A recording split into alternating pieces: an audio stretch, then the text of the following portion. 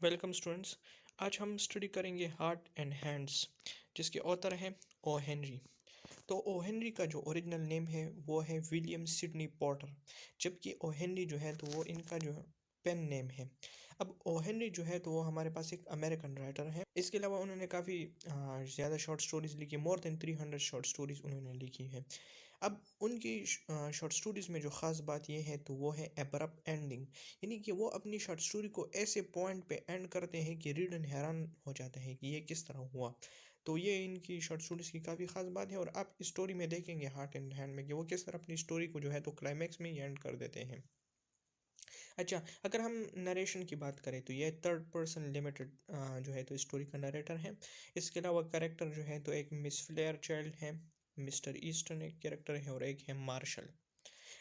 Story के जो start है उसमें हमें यह पता नहीं चलता कि मिस्टर ईस्टर्न कौन है और मार्शल कौन है, तो ये सरप्राइज है हमारे लिए। स्टोरी की शुरुआत कुछ इस तरह होती है कि दो बंदे हैं और वो दोनों जो है तो हैंडकफ हैं, यानी कि उन दोनों वो दोनों एक दूसरे के साथ हथकड़ी के ज़रिए जो है तो जुड़े हुए हैं, और वो स्टेशन पे खड़े हैं।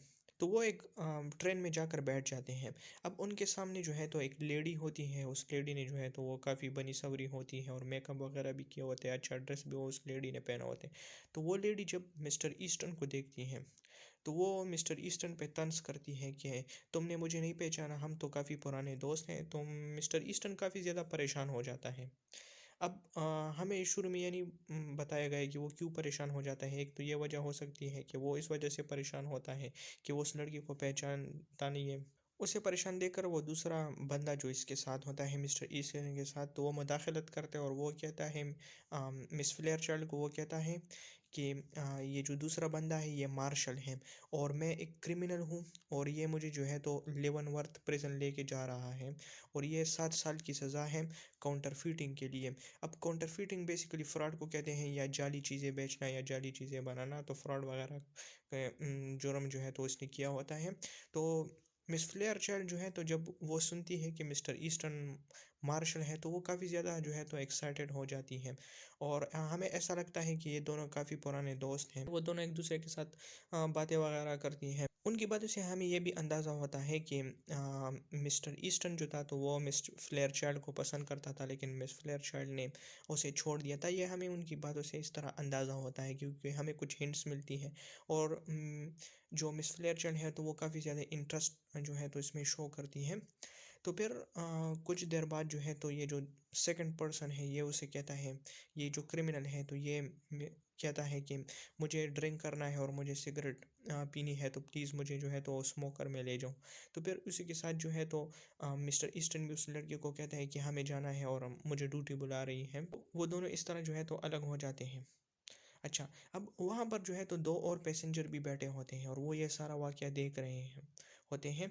तो जब वो दोनों चले जाते हैं तो उनमें से एक बंदा बोलता है कि ये मार्शल जो है तो ये तो काफ़ी अच्छा बंदा है, और वेस्ट के जो लोग हैं तो वो सारे बुरे नहीं हैं, मिस्टर ईस्टर्न तो काफ़ी अच्छे थे।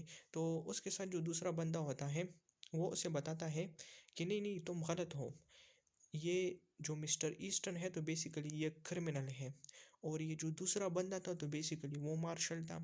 फिर वो क्लेरिफाई करता है कि मार्शल कभी भी एक क्रिमिनल को अपने राइट हैंड के साथ अटैच नहीं करेगा, जबकि मिस्टर ईस्टर्न जो था तो उसकी हथकड़ी जो थी तो वो उसके राइट हैंड पे लगी हुई थी। तो इससे साबित होता है कि मिस्टर ईस्टर्न जो था तो वो क्रिमिनल था। तो बेसिकली जो मार्शल था, मार्शल ने उसकी काफ़ी ज़्यादा मदद की और उसे जो है तो एम्बेरस नहीं होने दिया उस लड़की के सामने। अच्छा, तो जिस एब्रप्ट एंडिंग की या अचानक एंडिंग की बात मैंने स्टार्ट में की थी कि जो ओ हेनरी की स्टोरीज़ में काफ़ी नुमायाँ नज़र आती है, तो ये स्टोरी भी डायरेक्ट ही एंड हो जाती है इसी पॉइंट पे जब वो दो पैसेंजर जो है तो वो एक दूसरे के साथ बात करते हैं। तो ये उसकी एग्ज़ाम्पल थी, यानी कि रीडर भी हैरान हो जाते हैं कि ये इतनी अचानक ये कैसे एंडिंग हो गई स्टोरी की। तो अगर हम स्टोरी की थीम की बात करें तो हमारे पास जो फर्स्ट मेजर थीम है तो वो है कंपैशन, यानी कि किसी के साथ हमदर्दी शो करना। अगर हम किसी की मदद करें तो इससे लोगों की ज़िंदगियाँ बच सकती हैं। अगर मार्शल चाहता तो वो उसकी इंसल्ट भी कर सकता था, लेकिन उसने ऐसा नहीं किया, बल्कि उसने अपने आप को क्रिमिनल शो किया और उसकी ज़िंदगी को बचाया। फिर अगर हम दूसरी टीम को देखें तो वो है बाइनरी अपोजिशन। बाइनरी अपोजिशन हमारे पास एक थॉट प्रोसेस है कि हम कहते हैं कि रात या दिन, अच्छाई या बुराई। तो इस तरह इस स्टोरी में हमें कई जगहों पे हमें मिलता है कि जब वो एक आदमी है वो कहता है कि वेस्ट के सारे लोग बुरे नहीं होते। तो बेसिकली ये स्टोरी जिस टाइम लिखी गई थी तो उस टाइम जो थे अमेरिका में लोग वेस्ट में काम करने के लिए जाते थे और ईस्ट के जो लोग थे तो वहाँ पर जो थे इतनी ज़्यादा अपॉर्चुनिटीज़ नहीं थी तो लोग जो थे वो वेस्ट में जाते थे। जिस तरह कि अगर हम सब कॉन्टिनेंट में देखें तो लोग जो हैं तो ईस्ट से वेस्ट की तरफ जाते हैं और वेस्ट के लाइफ़स्टाइल को प्रेफ़र करते हैं, तो ये भी एक बाइनरी अपोज़िशन है। तो इस स्टोरी में भी हमें जो है तो बाइनरी अपोज़िशन मिलता है। ये बाइनरी अपोज़िशन भी स्टोरी में एक थीम है। Thanks for my watching my video. अगर आपका कोई क्वेश्चन है तो प्लीज़ कमेंट में पोस्ट करें and subscribe my YouTube channel. Thank you.